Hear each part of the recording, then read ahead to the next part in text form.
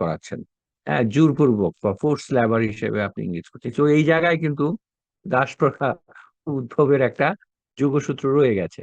তো এগুলাই বলছিলেন যে আসলে এই ব্যক্তিগত সম্পত্তির মালিকানা, ভূমির অধিকার এগুলো যখন প্রয়োজন হয়ে গেল, তখনই কিন্তু দাস ব্যবস্থাটা আস্তে আস্তে আসলো, যেটা মার্কস পরবর্তীতে দাস প্রথা থেকে শুরু করে মার্কসও এগুলাই বলেছেন, কিন্তু তিনি এই শ্রেণী বিষয়টা সামনে নিয়ে আসছেন, যেটা আমরা মার্কস যখন কথা বলবো তখন বলবো। আচ্ছা, এটা গেল, আমরা গত দিন এটা বলেছিলাম। আজকে আমরা আরেকটু অগ্রসর হয়ে আজকে এই চ্যাপ্টারটার মোটামুটি একটা শেষ করব আশা করি। সেটা হচ্ছে যে খাদ্য উৎপাদনের সাথে সাথে সাথে সাথে অনেকে বলেন যে আহ, মানুষের মধ্যে এভাবে দেখেন না, হয়তো অনেকে বলেন যে একটা অংশ শুরু হলো, আরেকটা অংশ কৃষিকাজ, চাষের একেবারে গোড়াপত্তনটা হলো। তো এইটা মোটামুটি উম, যে খাদ্য সংগ্রহ গোষ্ঠীগুলো যখন বুঝতে পারলো যে পশুকে কাজে লাগাইতে হবে, পশু খালি শিকার করলে তো হবে না। যেদিন পশু শিকার করতে গেলে হয়তো পশু বা নিশ্চিন্ন নিশ্চিন্ন হয়ে যাবে, এটা হয়তো তারা বুঝতে পারলো। যখন বুঝতে পেরে তারা হয়তো ভাবলো যে আসলে আমরা বরং এটার থেকে আমরা পশুকে কন্ট্রোল করার দিকে বরং তারা একটা নজর দেয়। এবং বিভিন্ন জায়গায় এই পশুপালনের একটা ইয়ে পাওয়া গেছে। যেমন আহ কুকুরের সাথে মানুষের বিভিন্ন দেহাবশেষ পাওয়া গেছে, গৃহপালিত বিভিন্ন জন্তু, এগুলার সাথে মানুষের যে একটা সাদৃশ্য, একটা সমন্বয়, এটা কিন্তু বিভিন্ন নৃবিজ্ঞানীরা বা প্রত্নতাত্ত্বিকরা বিভিন্ন জায়গায় সেটা আবিষ্কার করেছে। বিভিন্ন সভ্যতাগুলো যখন তারা ফসিলগুলো যখন তারা খুঁজে দেখার চেষ্টা করেছেন, তখনই সাধারণত মানুষ সেটা, অর্থাৎ প্রাণীকে গৃহপালিত করার একটা প্রবৃত্তি তার মধ্যে চুরি হলো। এবং এটা কিন্তু কৃষিকে যথেষ্ট রকম হেল্প করলো। কারণ মানুষ তখন কৃষির মধ্যে আহ, পশুকে এঙ্গেজ করার একটা সুযোগ তার মধ্যে তৈরি হলো। এটা একটা দিক। সুতরাং এই যে যেটা বললে, আবার আরেকটা দল হতে পারে যারা পশুপালন, যারা যাযাবর, যারা তারা পশুর উপর, যেমন এখনো যেমন আছে যাযাবর জাতি, তারা যেমন পশুকে নিয়েই হয়তো বিভিন্ন জায়গায় মুভমেন্ট করছে। এটা আরেক ধরনের। আরেকটা হচ্ছে যে পশুকে ইউজ করে কৃষিকে আরো বিকশিত করা। সুতরাং এই দুটো জিনিস হয়তো পারস্পরিক সাংঘর্ষিক না। আহ হয়তো একটা কোথাও প্রাবল্য আছে। আহ যদি এক্সক্লুসিভলি পশুপালন সমাজ হয়ে থাকে, সে হয়তো মুভ করেছে, সে হয়তো যাযাবর মতো, মানে যাযাবর বৃত্তিটাকে সে বেশি ধারণ করেছে, সে হয়তো এক জায়গা থেকে আরেক জায়গায় মুভমেন্ট করেছে। এটা সত্য। এবং যাযাবর গোষ্ঠীর গুলার একটা একটা জেনুইন বৈশিষ্ট্য সে ধারণ করেছে। এটা একটা দেখলো। আর একটা হচ্ছে যে, যেটা একটু আগে বললাম, যে বন্য পশুকে পোষ বানিয়ে লালন পালন শুরু করলো, এবং বন্য পশুকে ইউজ করে তার খাদ্যের সংসাধন সে ধরে ফেললো, যে কিভাবে মাংস, দুধ, হ্যাঁ, বা অন্য অনেক কিছু দিয়ে সে তার আহ, এগুলোর মধ্যে যাতে সে এঙ্গেজ হতে পারে, এই জিনিসটাও তার মধ্যে চাষ। অর্থাৎ পশু পশুপালন একটা আলাদা সামাজিক প্রেক্ষাপট বা সমাজ কাঠামোর মধ্যে একটা আলাদা একটা স্থান তৈরি করলো। আহ দুইটা ভাগে, হ্যাঁ। এটা পৃথিবীর কোথাও হয়তো পশুপালনটাই আম, পশুপালনটাই আহ, একমাত্র ভিত্তি হয়ে দাঁড়ালো, আবার কোথাও হয়তো কৃষির সাথে এটার একটা সামঞ্জস্যতা তৈরি হলো। সুতরাং মূল কথাটা হচ্ছে যে যদি আপনি বলেন যে কৃষিতে ঢোকার আগে হয়তো আমরা এই উদ্যান চাষকে দেখছি, অথবা পশুপালনকে আমরা দেখছি। তো পশুপালন, এটাই বলা হয়েছে পশুপালন পর্যায়ে মানুষ, এই যে একটা পর্যায়ে মানে একটা গ্রুপ হয়তো মানুষের এক স্থান থেকে অন্য স্থানে বিচরণ করতে হতো, এটা খুবই স্বাভাবিক। কারণ পশুর জন্য তো তার নতুন তৃণভূমির সন্ধান করতে হবে, হ্যাঁ। সুতরাং তার যাযাবর জীবনটা, এটা একটা বিষয়। আবার অনেকটা হচ্ছে যে যাযাবরটা হয়তো হচ্ছে আহ যাযাবর জীবনটা পরিত্যাগ করে হয়তো সে পশুকে কেন্দ্র করে আবার কৃষির দিকে সে ঝুঁকে গেল, বা ওইটাও সে আহ আবিষ্কার করলো, বা ওইটার মধ্যেও সে ইনভলভ হওয়া শুরু করলো। সুতরাং যে কোনো ভাবে হোক, এটাও একটা গুরুত্বপূর্ণ অনুষঙ্গ, যে পশুপালন সমাজ থেকে সে তার জীবন নির্বাহের জন্য সে মোটামুটি একটা সামাজিক স্ট্রাকচার সে দাঁড়া করাইলো। এই এই বিষয়গুলো, তাহলে এই সমাজের মোটামুটি বৈশিষ্ট্যটা কি? এই সমাজে মোটামুটি বৈশিষ্ট্য যদি হচ্ছে যে পশু খাদ্যের অন্বেষণে মানুষকে একটা হচ্ছে যাযাবর নিয়ে ঘুরে বেড়াচ্ছে। এই সমাজে কোনো স্থায়ী আর্থিক ব্যবস্থা বা এইসব কিছু নাই। পশুপালন সমাজে মানুষ কিছু হিংস্রতা বা দুর্ধর্ষ বা শক্তিশালী এইগুলোও মানুষের মধ্যে এসছে। হ্যাঁ, এবং কখনো কখনো কৃষি সমাজের সাথে তাদের একটা সংঘর্ষ বাধাও হচ্ছে, এটাও হচ্ছে অনেক সময় পশুপালন সমাজগুলো কৃষিভিত্তিক সমাজগুলোর উপর করায়ত্ত করছে বা তাদের উপর তার একটা ডমিনেন্স তারা স্থাপন করছে। হ্যাঁ, এই ধরনের নানান কিছু আর কি। তো মোটামুটি এই পশু এবং কৃষি এবং উদ্যান চাষ এগুলো খুব সাইমালটেনিয়াসলি সমাজ বিকাশের ক্ষেত্রে আসছে কথা।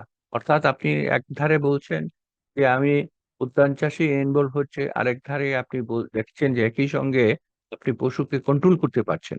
সুতরাং সমাজে আপনার মধ্যে একটা যুগপৎ একটা সামঞ্জস্য হচ্ছে। হয়তো এক্সক্লুসিভলি আপনি পশু পালনের দিকে যাচ্ছেন, তবে এক্সক্লুসিভলি আপনি কৃষির দিকে যাচ্ছেন, এবং কৃষির দিকে গেলেও পশু আপনি ধরে ফেলেছেন, পশুর ব্যবহারটা ধরে ফেলেছেন, এবং এটা কৃষিতে এঙ্গেজড হচ্ছে।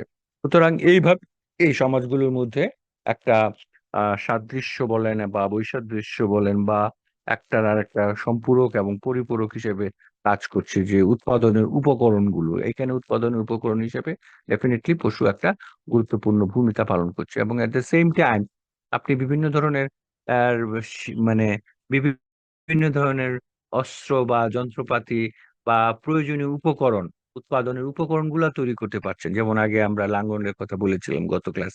এই যে যেমন বলা হয়েছে লাঙ্গলের আবিষ্কারের সঙ্গে সঙ্গে সভ্যতার আবিষ্কারও হয়ে গেল, এখন এরকম বিষয়গুলো। এখন সেটা একটা বিষয়। তাহলে পশুপালনের দিকে আমরা যাওয়ার চেষ্টা করছি, গেলাম। তারপরে কৃষিভিত্তিক সমাজের কথা ভাবেন। এখন এইটাকে ব্যাখ্যা করার আর একটা বিস্তৃত সুযোগ রয়েছে, এবং আসলে এইটাই মোটামুটি একটা স্ট্যাবল সোসাইটি স্থাপন করার পূর্বে আহ অনেকে বলেন ওই যে যদি বলেন থেকে পশুপালনের আগে কৃষি, হ্যাঁ ও হতে পারে।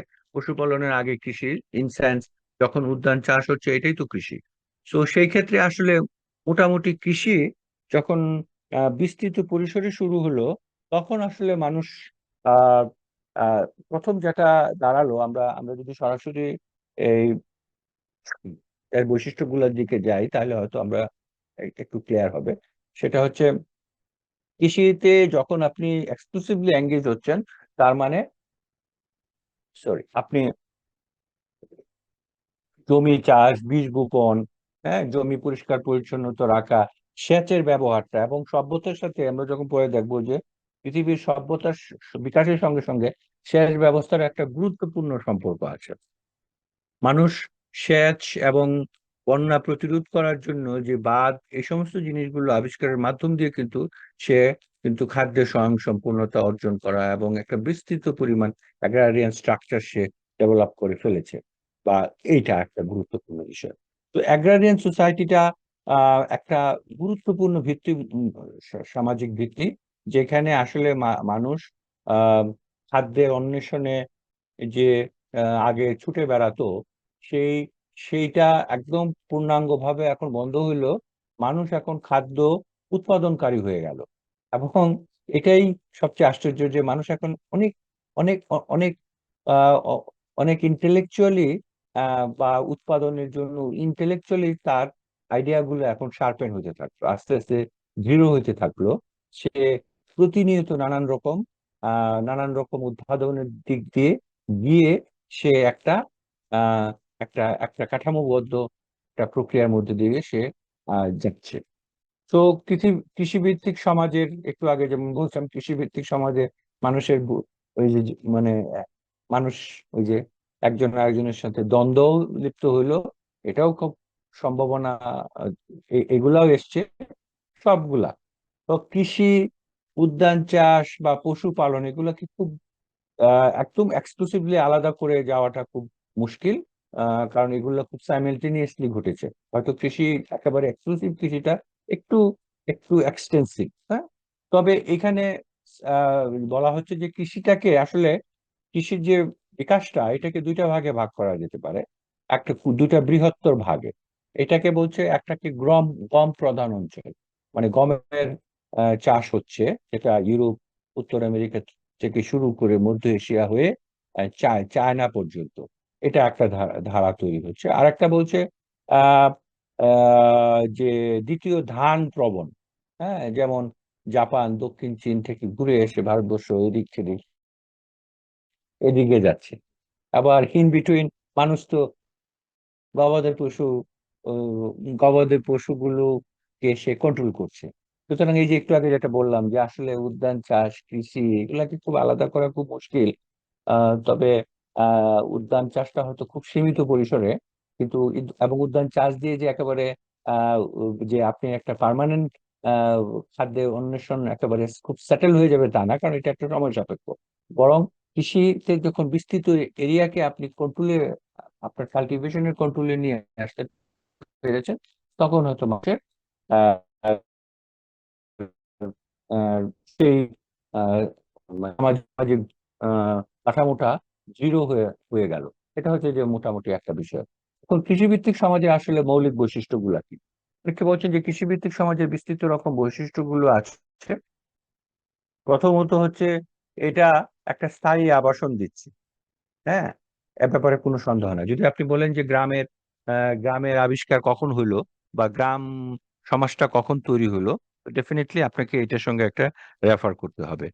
দ্বিতীয় হচ্ছে খাদ্যের নিশ্চয়তা। একটা, যেমন আমরা বলেছি যে either life was either a feast or a fast. হয়তো আপনি খাদ্য সংগ্রহ করতে পারলে খাবেন, আর না পারলে খাবেন না। কিন্তু কৃষি আবিষ্কারের ফলে এটা দূর হয়ে গেল। এখন আপনি নিশ্চয় নিশ্চয়ই আপনি সবসময় খাদ্য অন্বেষণ করতে পারছেন। সুতরাং খাদ্য না পেলে আপনি কি হবে, এই ধারণা এখন আর নাই। ওইটা খাদ্য সংগ্রহ সমাজ ব্যবস্থায় ছিল। এখন হচ্ছে যে আপনার কাছে খাদ্য আছে, আপনি খাদ্য উৎপাদন করতে পারছেন। সুতরাং এটা আপনার জন্য অত্যন্ত, বা যারা চাষ করছে তাদের জন্য একটা গুরুত্বপূর্ণ ব্যাপার হয়ে দাঁড়ালো। এখানে পশুর ব্যবহার শুরু হলো, যেটা একটু আগে আমরা বলেছিলাম, পশুর ব্যবহার শুরু হলো। এখানে কিছু বিনিময় প্রথা মানুষ তৈরি করলো। হ্যাঁ, এখানে বিভিন্ন রকম মধ্যবিত্ত শ্রেণী, সমাজ সংস্কৃতির বিকাশ, আরো অনেক কিছু আছে, যেমন আমরা অন্য আরেকটা অ্যাড থেকে বলি। যেমন এইখানে পরিবারের গোড়াপত্তন হওয়া শুরু হলো। এটাও সত্য। পরিবার ভিত্তি এখানে দাঁড়ালো, যে মানুষ আসলে আহ নিজের জেনেটিক ইনহেরিটেন্সটাকে সে এক করা শুরু করলো। এখানেই হয়তো মানুষ প্রথম যে একটা কৃষিভিত্তিক সমাজের মধ্য দিয়েই সে পরিবারগুলো আস্তে আস্তে সংগঠিত হওয়া শুরু হলো। এটা একটা সত্য। অবশ্যই কৃষির মাধ্যমে বিভিন্ন ধরনের সামাজিক এবং সাংস্কৃতিক বা সভ্যতার বিকাশ ঘটেছে। এটা সত্য যে প্রতিনিয়ত এই আবিষ্কারগুলোর মাধ্যম দিয়ে সভ্যতাগুলো তৈরি, যতগুলো সভ্যতার কথা বলছেন প্রায় অনেকগুলাই হয়তো কৃষির সাথে সরাসরি সম্পর্কযুক্ত। হ্যাঁ, কারণ এই সভ্যতাগুলো কৃষি এই সভ্যতাগুলোকে বিকশিত করেছে। ইভেন অনেকে বলে থাকেন যে নগর রাষ্ট্রগুলো যে তৈরি হয়েছে বিশ্বে, যে নগরের যে সভ্যতা তৈরি হয়েছে, এই নগরের সভ্যতার সাথেও কৃষির একটা যোগসূত্র তৈরি হয়েছে। কারণ এই কৃষির মাধ্যম দিয়েই কিন্তু নগরের পরিস্পুষ্টতা এসছে। সুতরাং নগরায়নে যেমন মেসোপটেমিয়া বলেন, সিরিয়ার সভ্যতা, মিশরীয় সভ্যতা, প্রত্যেকটার সাথে কৃষির একটা যোগসূত্র আছে। কারণ কৃষি এই ব্যবস্থাগুলো বা নগরের ব্যবস্থাগুলোটাকে বা নগরের চাহিদাটাকে কৃষি কিন্তু পূরণ করেছে। এটা সত্য। সুতরাং কৃষির সাথে নগরের একটা যুগপৎ সম্পর্ক রয়ে গেছে। এবং আমরা যদি উদাহরণে যাই, আমরা এই ব্যাপারটা উদাহরণ গেলে আমি একটু পরে বলছি যে আসলে কৃষি কিভাবে একটা শিল্প বিপ্লবের কারণ হয়ে দাঁড়িয়েছিল। আমরা যখন শিল্প বিপ্লবটা দেখবো তখন এই জিনিসগুলো একটু কথা বলবো, যে কৃষি বিপ্লবের সাথে ইউরোপে শিল্প বিপ্লবের একটা গুরুত্বপূর্ণ সম্পর্ক ছিল। এবং বিভিন্ন আবিষ্কারগুলো তখন হইতে থাকলো। এই যে যেমন কৃষি ভিত্তিক সমাজের এগুলা বিষয়, মানে কৃষি, ওই যে টেকনোলজি তৈরি হইতে থাকলো, এই সেই নানান কিছু।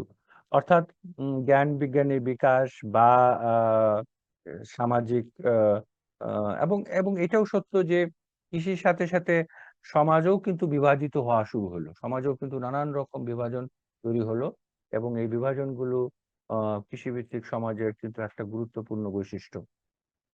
ঠিক আছে। আহ এইরকম অনেকগুলা বিভাজনের কথা বলা হয়েছে, ব্যক্তিগত মালিকানা, সামাজিক স্তরবিন্যাস, সমাজীয় অসমতা, হ্যাঁ, কৃষি নির্ভর ছোট ছোট শিল্প কারখানা, যেটাকে ইউরোপে বলেছে যে ডোমেস্টিক সিস্টেম, আমাদের কুটির শিল্পের মতো। হ্যাঁ, যে এইখান থেকেই এই কৃষিতে যারা কাজ করছে তারা আসলে ক্ষুদ্র ক্ষুদ্র আহ শিল্পের দিকেও যেটাকে বলা হয়, অনেকে বলেছেন এটাকে putting out in a sense. যেমন আমাদের দেশে এরকম হয় না যে আপনি ঘরে কাজ করছেন, আপনাকে কেউ ঋণ দিচ্ছে, আপনি, এবং তার একটা চাহিদা আছে যে তুমি আমাকে 10টা, সরি, 1000 পিস এই জিনিসটা বানিয়ে দিবে, আমি তোমাকে টাকা দিলাম, আমার কাছে আবার বিক্রি করতে হবে, এরকম। তো এই এই এই ক্ষুদ্র ক্ষুদ্র হস্তশিল্প বা কুটির শিল্প টাইপের কিছু কিছু ইন্ডাস্ট্রিয়াল ডেভেলপমেন্টও কৃষিভিত্তিক সমাজ থেকে আস্তে আস্তে গড়ে উঠলো। এবং কৃষি ভিত্তিক সমাজ শহরে শ্রমিক শ্রেণীর একটা যুগান্তার দাতা হয়ে দাঁড়াইলো। ঠিক আছে, নানান ভাবে কৃষি আসলে আহ আহ, এর সাথে পরবর্তী সমাজগুলোর একটা গুরুত্বপূর্ণ কানেক্টিভিটি সে তৈরি হইলো। হুম। সুতরাং আমরা যেটা এখানে, যেহেতু আমরা খুব শর্টলি দেখার চেষ্টা করছি, এগুলো অলরেডি আপনারা দেখেছেন এবং এগুলো পড়লে হয়তো আরো বিস্তৃতভাবে আপনাদের একটা আলোচনার মধ্যে থাকবেন। কারণ আমরা বুঝতে চাচ্ছি যে সমাজের যে এই যে বিকাশগুলো, এগুলো খুব ইন্টারকানেক্টেড। এটা কানেক্টেড। আপনি কৃষিভিত্তিক সমাজের বিশ্লেষণটা যখন আমরা যাচ্ছি, তখন ডেফিনেটলি আপনি উদ্যান চাষ বা পশুপালনকে বাদ দিতে পারছি না। এটা একটা ঠিক। আবার কৃষিভিত্তিক সমাজের এত বৈচিত্র্য চলে আসলো, যেগুলো পূর্ববর্তী সমাজের একটা ভিত্তি স্থাপন করলো। হ্যাঁ, এটাও সত্য। এখন এই যে নানান শ্রেণী, নানান পেশা, নানান সমাজ সাংস্কৃতিক বিবর্তন, এগুলো কিন্তু কৃষিভিত্তিক সমাজে আস্তে আস্তে হইতে থাকলো। এবং মানুষের সবচেয়ে বড় কথা হলো যে মানুষের খাদ্যের নিরাপত্তাটা আসলো, পারিবারিক বন্ধনটা তার মানে স্থায়ী রূপ ধারণ করলো, জনসংখ্যাও আস্তে আস্তে বৃদ্ধি হইতে থাকলো, ব্যক্তিগত মালিকানা, হ্যাঁ, এবং ভাষার উৎকর্ষ, সামাজিক সাংস্কৃতিক বিকাশ, এই সমস্ত কিছু কিন্তু কৃষিভিত্তিক সমাজের একটা গুরুত্বপূর্ণ এবং দীর্ঘ সময়, সবচেয়ে বড় কথা হচ্ছে এই সমাজটা দীর্ঘ সময় ব্যাপী পৃথিবীকে ডমিনেন্ট ডমিনেন্স করে গেছে। এটা খুবই স্বাভাবিক। এবং কোনো there are many societies typically agrarian, যেগুলা কৃষির উপরই নির্ভরশীল করে থাকে। সুতরাং গ্রাম, গ্রামের ধারণাটাও এখান থেকে তৈরি। হ্যাঁ, এইভাবে কৃষিভিত্তিক সমাজগুলো আস্তে আস্তে বিকশিত হওয়া শুরু হয়েছে।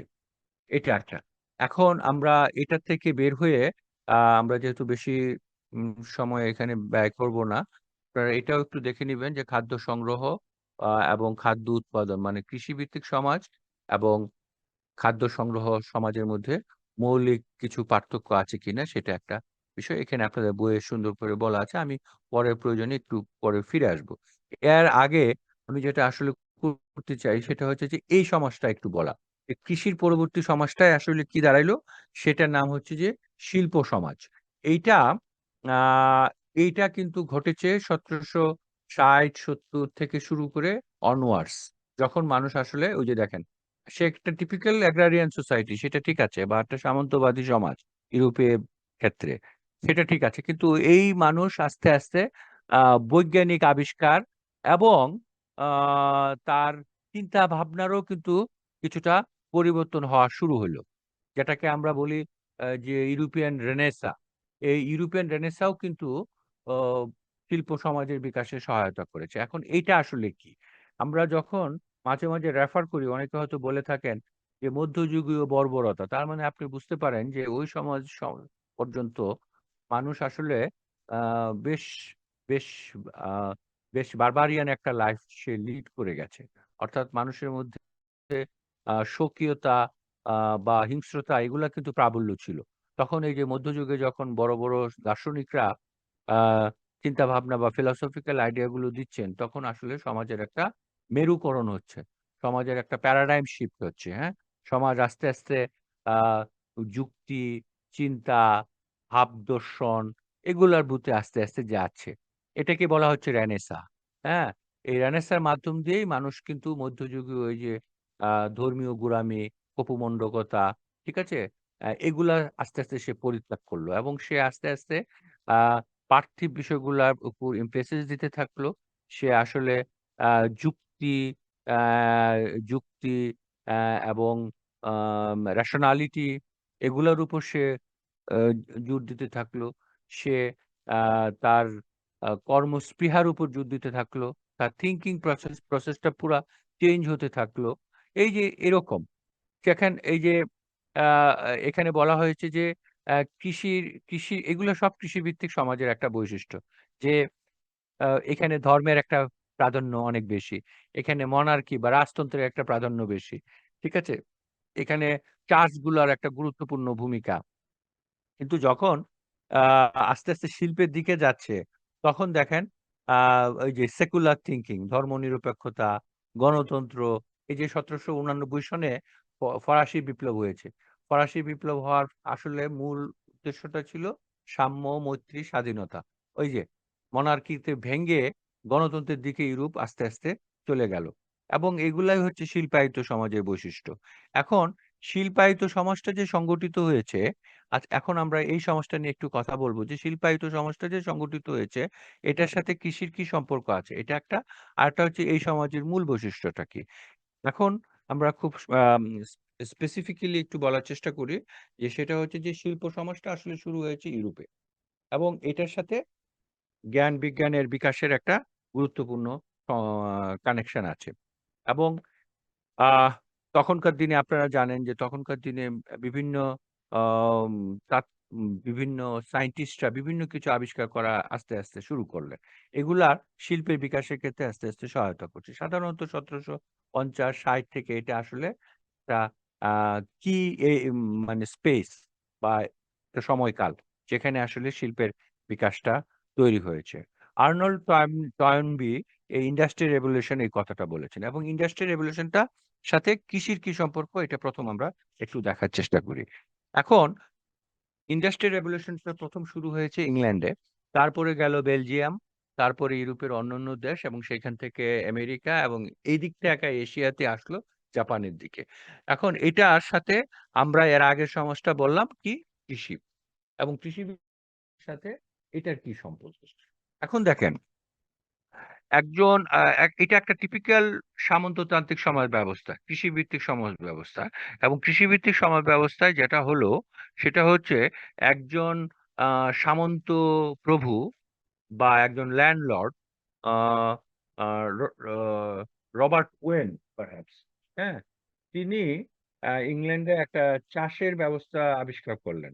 সেটা যদি আমি আপনাদেরকে দেখাই সেটা হয়তো বুঝতে পারবেন। সেটার নাম হচ্ছে ফোর্থ ফিল্ড রোটেশন সিস্টেম। আমি এটা একটু বন্ধ করি, বন্ধ করে আপনাদেরকে আমি ওটা একটু দেখাতে চেষ্টা করি, দেখি আমরা সেটা একটু দেখতে পারি কিনা। আমাকে এটা আরেকটা স্লাইডে একটু যেতে হবে, আহ কারণ এটা আমরা না দেখলে হয়তো একটু বুঝতে পারবো না যে আসলে বিষয়টা কিভাবে এসেছিল। যেহেতু আমরা দেখার চেষ্টা করছি যে কৃষির সাথে এর একটা যুগপৎ সম্পর্ক রয়ে গেছে ইন্ডাস্ট্রিয়াল রেভলিউশনের বা ইন্ডাস্ট্রিয়াল সোসাইটিতে গড়ে ওঠার পিছনে। জাস্ট এ মিনিট, একটু সুযোগ দিবেন যারা আমরা দেখেন ইন্ডাস্ট্রিয়ালের কথা বলছি, ইন্ডাস্ট্রিয়াল রেভলিউশনের কথা বলছি যদিও। আচ্ছা, আমি এটা একটু দেখানোর চেষ্টা করি। আহ,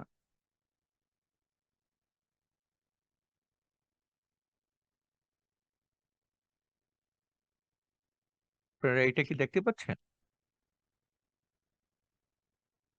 জি স্যার, দেখা যায়। আচ্ছা আচ্ছা, এইটা আমি যদিও ইংলিশে আমি একটু তবু একটু ব্যাখ্যা করে যাওয়ার চেষ্টা করি। আহ, সেটা হচ্ছে যে সেটা হচ্ছে এরকম যে যখন দাঁড়া, এটা হচ্ছে যে ইউরোপের একটা সামন্ততান্ত্রিক, এটা কিন্তু একটা কৃষি নির্ভর সমাজ ব্যবস্থা। হ্যাঁ, যে সমস্ত জমির মালিক হচ্ছে রাজা। ঠিক আছে, রাজার কিছু অভিজাত শ্রেণী আছে, হ্যাঁ, তাদেরকে বলা হচ্ছে নোবেলস।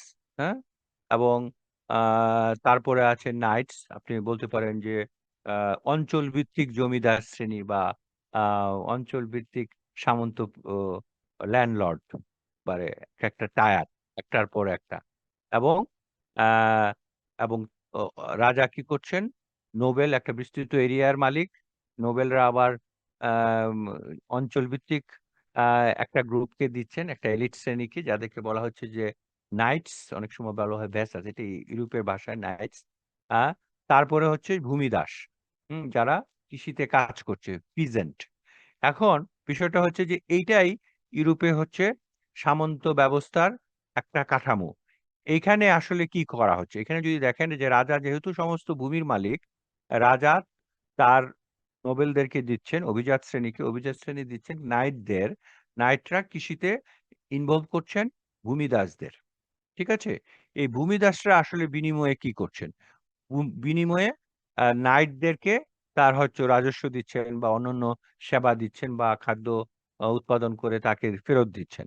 আবার এই নাইটরা, তারা যেহেতু স্থানীয় জমিদার এবং তারা তাদের যুদ্ধ করার মতো একটা ফোর্স আছে, হ্যাঁ, তাদের একটা শক্তি আছে, তাদের একটা ক্যাপাসিটি আছে, যে তারা কিছুটা মিলিটারি মিলিটারি এস্টাবলিশমেন্ট তাদের আছে। তারা বিনিময়ে কি করছেন? তারা বিনিময়ে এই নোবেল এবং রাজাকে, হ্যাঁ, অবশ্যই তারা অবশ্যই যে যে আর্থিক বিষয়টা তারা অর্জন করছেন পিজেনদের থেকে, বা জমি চাষ করে, বা জমিকে পিজেনদের মাধ্যম দিয়ে চাষ করে তারা যে ফসলটা অর্জন করছেন, সেটার থেকে তারা ট্যাক্স দিচ্ছেন অবশ্যই। এবং অ্যাট দ্য সেম টাইম ট্যাক্সের সঙ্গে সঙ্গে তারা কিন্তু রাজাকে কি করছেন? সবচেয়ে বড় কথা, রাজাকে মিলিটারি সাপোর্টটা এনশিওর করছেন। এই যে একটা চক্রাকার আবর্তন, এটাই হচ্ছে যে ইউরোপের সামন্ত ব্যবস্থার চক্রাকার আবর্তন। এটা হয়তো মার্কসের ক্ষেত্রেও আমরা পড়ে দেখব, কিন্তু এই চক্রাকার আবর্তনটাই হচ্ছে যে জমিদার, রাজা জমিদার তৈরি করছে, জমিদার একটা শ্রেণীকে দেওয়া হচ্ছে এবং তাদের মাধ্যমে কৃষি কাজটা করানো হচ্ছে, এবং এই কৃষিটা পরবর্তীতে আবার এদের মাধ্যম দিয়ে ঘুরে আবার রাজার কাছে ট্যাক্স হিসেবে যাচ্ছে, এবং রাজাকে এক ধরনের সহায়তা করা হচ্ছে। এটা মোটামুটি ইন্ডাস্ট্রিয়াল রেভলিউশনের একটা ধারা, যে এটাকে বলা হচ্ছে যে ফিউডাল সিস্টেম, সামন্ত ব্যবস্থা বা ম্যানোরাল সিস্টেম, ইউরোপে এটাও বলা হয়। মানে পুরা ব্যবসাটা হচ্ছে ল্যান্ড বেসড বা কৃষি ভিত্তিক। তখন পর্যন্ত ইউরোপ কৃষির উপর সম্পূর্ণরূপে নির্ভরশীল। কৃষি সমাজ ব্যবস্থার একটা একটা একটা বিবর্তন, এন্টায়ারলি ইউরোপিয়ান সমাজ ব্যবস্থার এটার একটা বিবর্তন। এখন যেটা দাঁড়াইলো, আম, এই যে ল্যান্ড, আমি মানে সবাই, কিং হচ্ছে টপ, হ্যাঁ, কিং এর নিচে মানে পরে হচ্ছে ওই যে ফিউডাল লর্ড, বা ধরেন আপনি ওই যাদেরকে বলেন যেটাকে আমরা এই জায়গায় বলেছি নোবেলস।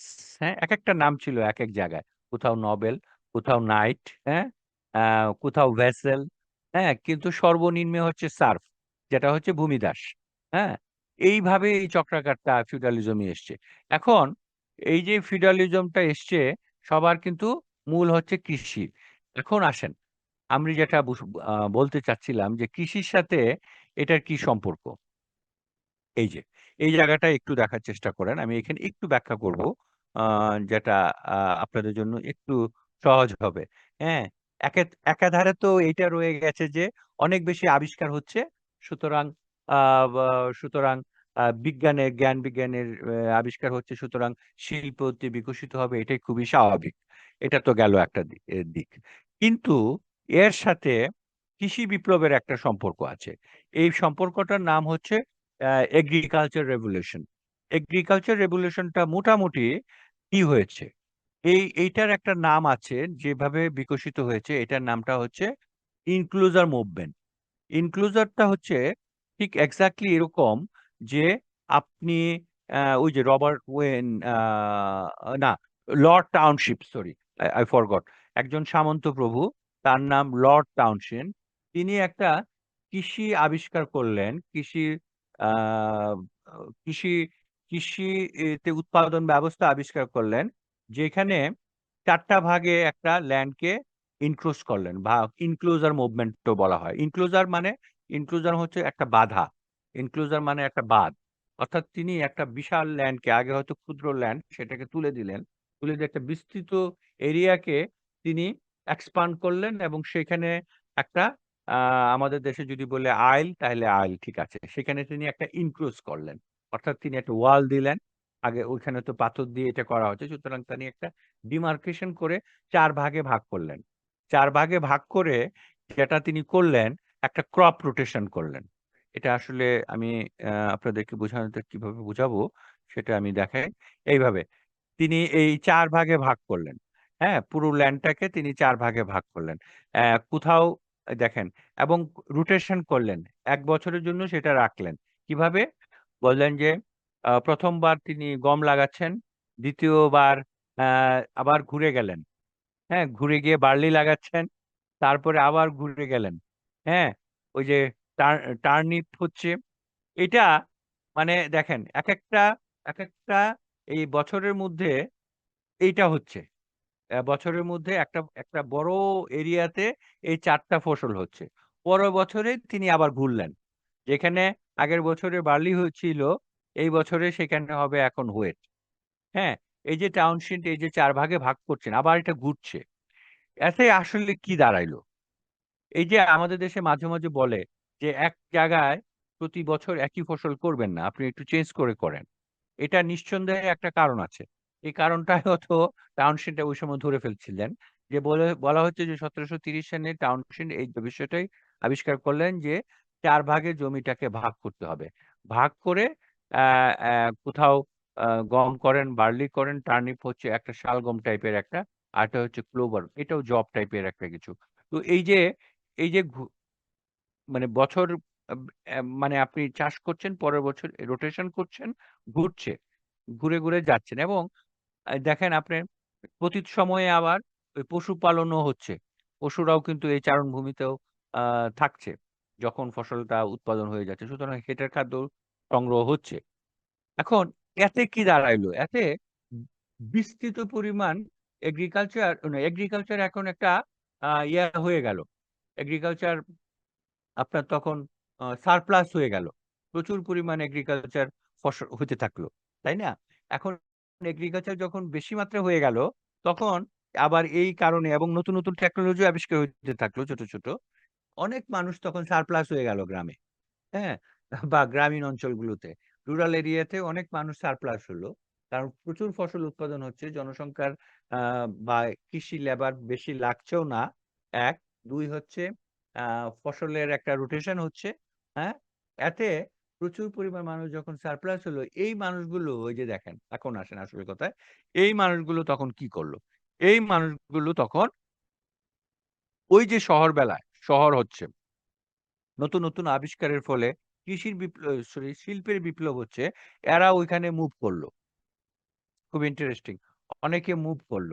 এই যে মুভমেন্টটা যে করেছে, তারা ওই মানুষগুলো যখন শহরে যাচ্ছে, তখন তারা আসলে কি হয়েছে? তারা আসলে কৃষিতে আগে যারা কাজ করত, তারা শহরে গিয়ে শিল্প শ্রমিক হিসেবে তারা নতুন একটা আইডেন্টিটি তারা লাভ করল। অর্থাৎ সামন্ত ব্যবস্থাটা আস্তে, আস্তে ভাঙতে শুরু করল। হ্যাঁ? কৃষিটা আস্তে, আস্তে সেকেন্ডারি হওয়া শুরু হলো। আ এবং কৃষিতে তার মানে কৃষি যে হচ্ছে না তা না, সেটা বলা হচ্ছে না। কৃষিতে টেকনোলজি আসা শুরু হলো। যেহেতু ইন্ডাস্ট্রিয়াল রেভলিউশন হচ্ছে সেখান থেকে অনেক টেকনোলজিক্যাল ইস্যু আসছে। মানুষের প্রয়োজনটা আস্তে, আস্তে কমে গেল। এবং মানুষের চাহিদাটা কিন্তু কমলো না। কৃষিতে হয়তো কমেছে, কিন্তু শিল্পতে বেড়েছে। সুতরাং এই মানুষগুলো কৃষিতে কৃষি থেকে শিল্পে যাওয়া শুরু হলো। আমি এটা দেখানোর উদ্দেশ্য হচ্ছে শিল্প বিপ্লব হয়েছে শুধুমাত্র এটার কারণে না। কিন্তু অনেকে বলে থাকেন শিল্প বিপ্লব হওয়ার ফলে বা শিল্পায়িত সমাজ হওয়ার ফলে কৃষির বিপ্লবেরও একটা গুরুত্বপূর্ণ সম্পর্ক আছে, যেটাকে আমরা কখনো অস্বীকার করতে পারব না। যে কৃষির যদি এই টাউনশিপ যদি এই বিপ্লবটা না ঘটতেন পুরা ইউরোপে যেটা অ্যাবসর্ব করছে, এটা একটা classical example of a a 4 field cultivation system, যেটা দিয়ে আসলে কৃষির এই সামগ্রিক বিপ্লবটা সম্ভব হয়েছে। আ এবং এই বিপ্লবের ফলে বা উদ্বৃত্ত কৃষির ফলে শিল্প বিপ্লবও কিন্তু সম্ভব হয়েছে। এটা অনস্বীকার্য। যাই হোক, আমরা আমাদের আর অন্য আলোচনা বা মূল আলোচনায় আবার ফিরে আসি এটার থেকে। আমরা যেখানে ছিলাম সেখানে আবার যাই। আ আ আমরা তো মনে হয় কথা বলছিলাম আ এটা নিয়েই। আ আ এখন আমরা যদি আবার সেখানে যাই, সেখানে আবার দেখতে পারি এগুলো চেঞ্জ করা খুব মুশকিল হয়ে দাঁড়ায়। আহ,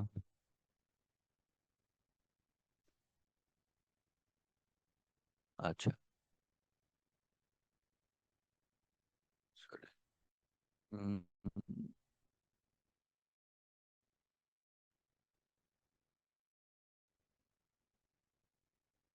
আচ্ছা, এখন আমরা আবার আমাদের আলোচনায় যাই।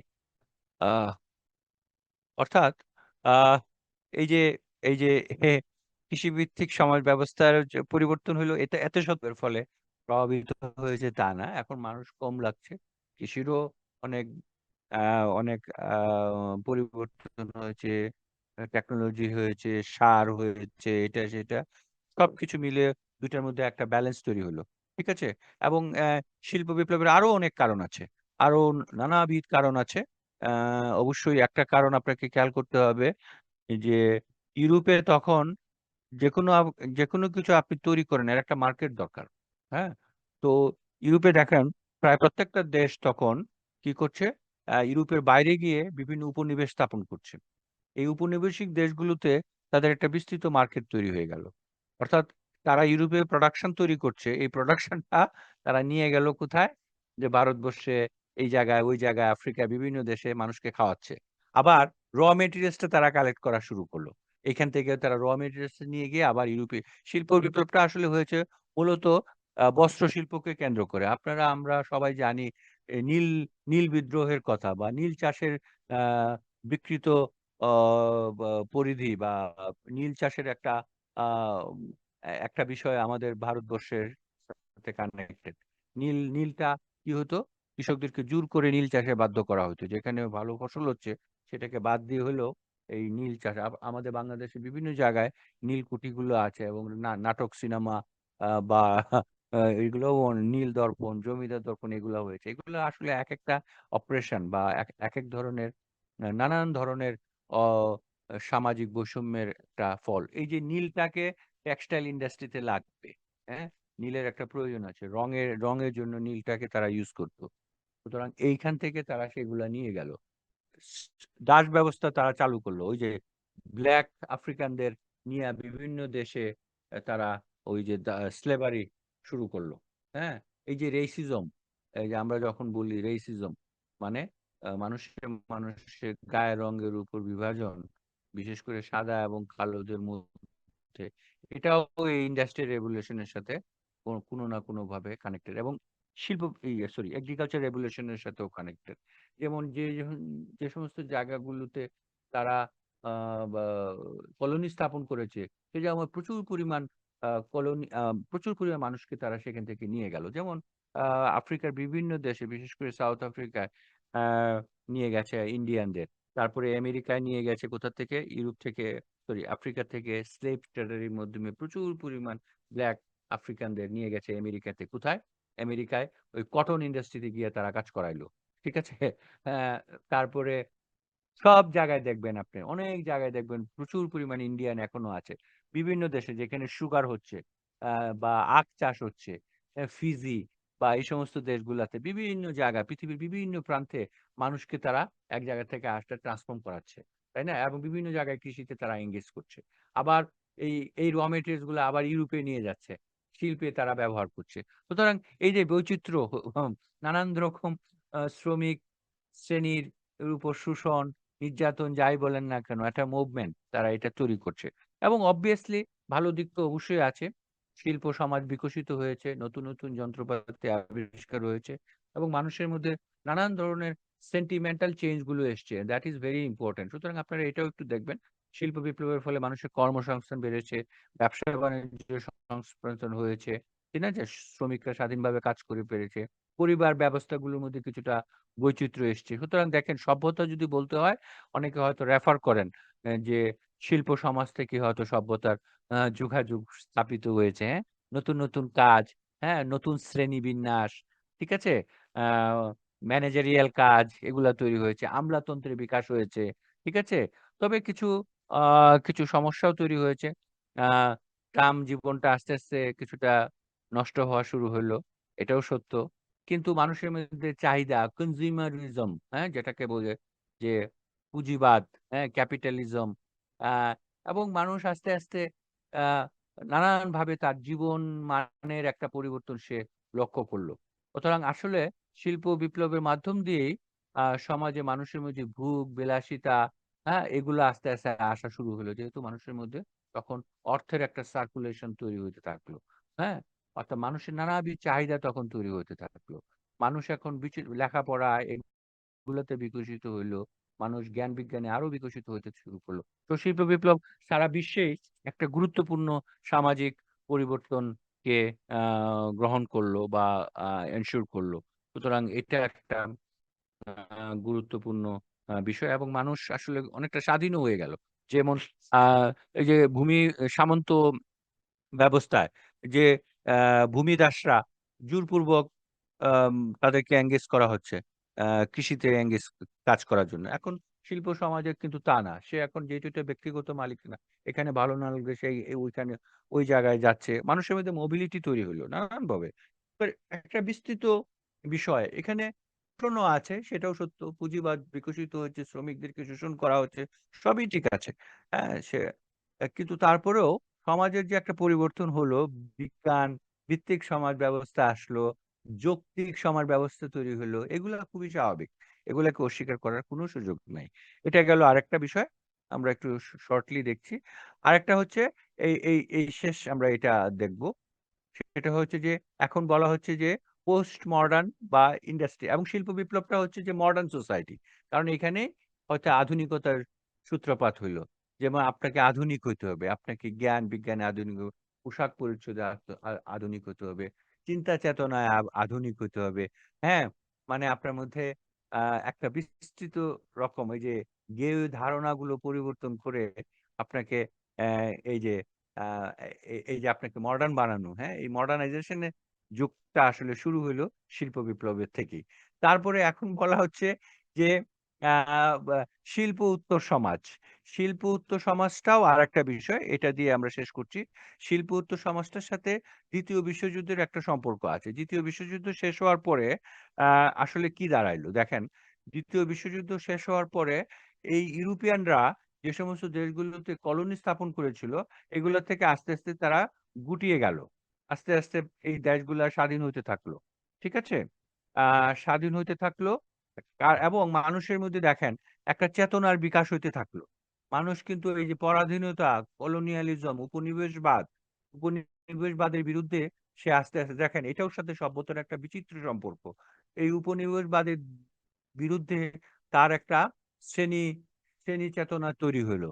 সুতরাং প্রায় ওই সময় 60-70-এর মধ্যে প্রায় সমস্ত আফ্রিকান দেশ বা এশিয়ান দেশগুলো যেগুলা মোটামুটি তাদের করায়ত্তে ছিল, এগুলো থেকে তারা আস্তে আস্তে আহ চলে যাওয়া শুরু হলো। এটা একটা দিক। আর একটা, অর্থাৎ বিশ্বের সামাজিক রাজনৈতিক প্রেক্ষাপটেও কিন্তু একটা বিচিত্র পরিবর্তন আসা শুরু হলো। এবং এট দ্য সেম টাইম এই যে শিল্পোত্তর সমাজের থেকে আবার একটা আহ, অন্য একটা ধারণাও তৈরি হতে থাকলো। ইউরোপিয়ানরা শুধুমাত্র শিল্পের উপরই তখন শুধু তারা ডিপেন্ডেন্ট থাকছে না, তারা কিন্তু আরো আরো বিচিত্র রকম একটা চেতনার মধ্যে দিয়ে তারা যাচ্ছে। সেটাকে আসলে বলা হচ্ছে যে এমন একটা সমাজ তৈরি হচ্ছে যে সমাজটা শিল্প বিপ্লবের যে আধুনিকতা ধারণার থেকেও আরো মৌলিক কিছু ধারণা সে ধারণ করলো। যেমন একটা হচ্ছে যে ব্যক্তি স্বাতন্ত্র্যবোধ, এই মানে মানুষের ব্যক্তি স্বাতন্ত্র্যতা বোধ বাড়লো, নাগরিক চেতনাগুলো মানুষের বিকশিত হতে থাকলো। এখন এই যে এখন সাম্য মৈত্রীর বিষয়গুলো খুব প্রচ্ছন্নভাবে সামনে আসা শুরু করে। যেমন আজকে কোনো কিছু হইলে আমরা সামাজিক অসমতা বৈষম্যের কথা বলি, এই সমস্ত কিছুই কিন্তু আহ এই যে এই শিল্প উত্তর সমাজের একটা ধারণা। যেমন এক সময় নারীর প্রতি সহিংসতা বা শ্রমিকের প্রতি সহিংসতা, এগুলা বিপ্লব শিল্প শিল্প বা ইন্ডাস্ট্রিয়াল সোসাইটির খুব স্বাভাবিক একটা ঘটনা। যেমন চাইল্ড লেবার বা শিশু শ্রমকে কেন্দ্র করেই কিন্তু শিল্প বিপ্লবের সাথে একটা মানে এটার সাথে একটা শুরু আছে। এই যে মানে এই যে খনিগুলোতে প্রচুর পরিমাণ শিশু শ্রমকে নিয়োগ করা হতো শিল্প বিপ্লবের সময়, এবং তাদেরকে একটা বিরাট একটা ওয়ার্কফোর্স শিশুরা। এবং আজকের সমাজে আপনি কিন্তু এটা আর বলতে পারছেন না, যে আজকের সমাজে বলতে পারছেন না যে শিশুদের প্রয়োজন আছে, শিশুদেরকে আপনি কখনোই এই জায়গাগুলোতে এঙ্গেজ করতে পারছেন না। অর্থাৎ দেখেন, মানুষের ভাবধারা, চিন্তা চেতনা, এগুলা কিন্তু একটা গুরুত্বপূর্ণ পরিবর্তন হতে থাকলো। এখন মানুষ সাম্যের কথা বলছে, গণতন্ত্রের কথা বলছে, নৈতিকতার কথা বলছে। ঠিক আছে? যেগুলা শিল্প বিপ্লব, শিল্পোত্তর সমাজে এগুলা, সরি, শিল্পায়িত সমাজে এগুলা ধারণা। করো, প্রচুর পরিমাণ মুনাফা তৈরি করো, শ্রমিককে শোষণ করো, মার্ক্স যেমন বলে গেছেন। এগুলা করতে থাকো, এতে কিছু যায় আসে না। কিন্তু না, এখন এগুলাতে কিন্তু এই উত্তর আধুনিকতা বা শিল্পোত্তর সমাজে মানুষের মানুষের বিভাজনের কথা, নারীর অধিকারের কথা, শিশুদের অধিকারের কথা, বিভিন্ন বঞ্চিত মানুষের অধিকারের কথা, এগুলা কিন্তু সমাজ এই সভ্যতার দিকে আস্তে আস্তে সে যাচ্ছে। এবং এট দ্য সেম টাইম আরো কিছু জিনিস এখানে আবিষ্কৃত হয়েছে, সেটা সেটা একটু ভাবনার বিষয়। সেটা হচ্ছে যে নব্য উপনিবেশবাদ। হ্যাঁ, সভ্যতার আরেকটা ধারা, বা সভ্যতা কিনা, সেই কোশ্চেনও আপনি করতে পারেন। নব্য উপনিবেশবাদ, তারা যখন এই দেশগুলো থেকে তারা একবারে চলে গেল, আবার এট দ্য সেম টাইম এখন নতুন আইডিয়া নিয়ে আসলো। হ্যাঁ, এই যে আপনাকে হয়তো ঋণ দিয়ে আবদ্ধ করে ফেলতেছে এখন। আপনাকে হয়তো বলতেছে যে সে বিভিন্ন বিচিত্র রকম আইডিয়া দিয়ে সে আপনি আপনি আসলে কোনোভাবে তার কাছ থেকে মুক্ত হতে পারছেন না। হ্যাঁ? কোনো না কোনোভাবে আপনার বিভিন্ন, যেমন মাল্টিন্যাশনাল কর্পোরেশন গুলো আসা শুরু করলো। বিভিন্ন বড়, বড় এনজিও গুলো আবার ওই আ ওই উপনিবেশবাদ দেশগুলোতে আবার যাওয়া শুরু করলো। তাদেরকে নানান রকম সাহায্য সহযোগিতা করতে থাকলো। এখন তারা সহযোগিতা করতেছে। সহযোগিতাটাই এক ধরনের উপনিবেশবাদ। এখন হয়তো সরাসরি বন্দুক ঠেকিয়ে আপনার দেশটাকে সে দখল করছে না। কিন্তু সে এই যে দেখেন, বিশ্ব ব্যাংক, IMF বা এই সমস্ত প্রতিষ্ঠানগুলো আপনার উপর এমনভাবে একটা কিছু চাপিয়ে দিচ্ছে, যেগুলো আপনি করতে বাধ্য। এগুলা হচ্ছে সব পোস্ট ইন্ডাস্ট্রিয়ালাইজড সোসাইটির বৈশিষ্ট্য। এখন আপনাকে তাদের কথা মানতে হয়। এখন সমাজ ব্যবস্থাটা এরকম। যেমন কয়েকদিন আগেও দেখেছি, বাংলাদেশ বিশ্ব ব্যাংকের এই শর্ত না মানলে এটা পাবে না। IMF এর এই শর্ত না মানলে এটা হবে না। এই যে পুরো সমাজ ব্যবস্থার মধ্যে নানান রকম আর্থসামাজিক এবং সাংস্কৃতিক পরিবর্তন মানুষের মধ্যে আসছে। তাই না? এটা একটা বিচিত্র ধারণা, এই পোস্ট ইন্ডাস্ট্রিয়ালাইজড সোসাইটি এবং পোস্ট মর আ সরি আ এই যে পোস্ট মডার্ন বা পোস্ট ইন্ডাস্ট্রিয়ালাইজড সোসাইটি। এটা একটা আ বিচিত্র চিন্তা ভাবনার একটা ফসল হিসেবে আবিষ্কৃত হয়েছে। সুতরাং এই জায়গায় আমি একটু শেষ করতে চাই। ইন এ সেন্স হয়তো আমরা অনেক কিছু বলেছি খুব তাড়াতাড়ি। আজকে এটা বলার একটা কারণ হচ্ছে যে আসলে আমরা যেমন গত ক্লাসে গিয়েছিলাম, তখন হয়তো আপনাদের পরীক্ষার কথা বলা হয়েছিল যে আমরা একটু কুইকলি যতটুকু সম্ভব শেষ করার একটা বিষয় ছিল। সুতরাং সেক্ষেত্রে আমরা একটু কারণ এই জিনিসগুলো কঠিন কিছু না, আপনারা বইয়ে যদি একটু ধারণা রাখেন, আমরা জাস্ট একটু টাচ করে করে যাওয়ার চেষ্টা। সুতরাং আমরা এই জায়গায় সমাজের ধরনটা শেষ করলাম। আমরা নেক্সট ক্লাসে মার্কসের সমাজের ধারণাটা শেষ করব। এটাও এটাও একটা বিষয়। এটা শেষ করে আমরা সমাজ সম্পর্কিত আমাদের আলোচনাগুলো শেষ করব। তারপরে আমরা সভ্যতার দিকে যাব। হ্যাঁ? তো এটা আমরা একটু কুইকলি যাওয়ার চেষ্টা করব এবং যত তাড়াতাড়ি সম্ভব। এজন্য গত ক্লাসে তানভীর, আপনাদের ডিন, যেমন বললেন যে জুলাইয়ে যদি আপনাদের পরীক্ষা হয়, তাহলে আমরা হয়তো একটা ক্লাস অনলাইনে বাড়াতে পারি কিনা। এই জন্য আমরা বলছিলাম সিয়ার সাহেবকে, যদি উনি আরেকটা ক্লাস অ্যারেঞ্জ করতে পারেন কোনো সপ্তাহের মধ্যে, তাহলে হয়তো আমরা একটু কুইকলি এটা একটু শেষ করে দিই। আমরা 7টা ক্লাস মনে হয় আজকের পরে হয়েছে।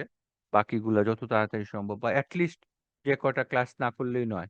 এভাবে যদি হয়, এখন আপনারা একটু আলোচনা করতে পারেন। আমি অনেকক্ষণ কথা বললাম এই জন্যই, হ্যাঁ, যাতে করে আমরা একটু তাড়াতাড়ি ফোকাসটা রাখতে পারি। প্লিজ, আমরা কি সপ্তাহে আরেকদিন বসতে পারি কিনা, সেইটা হচ্ছে বিষয়। সিআর কি আসছেন? জি স্যার, আগে আমাদের, জি স্যার, স্যার আমাদের আচ্ছা আগে আচ্ছা। গত সেমিস্টারের একটা ক্লাস বাকি ছিল, 2 দিন হয়তো, এটা সোম এবং মঙ্গলবার।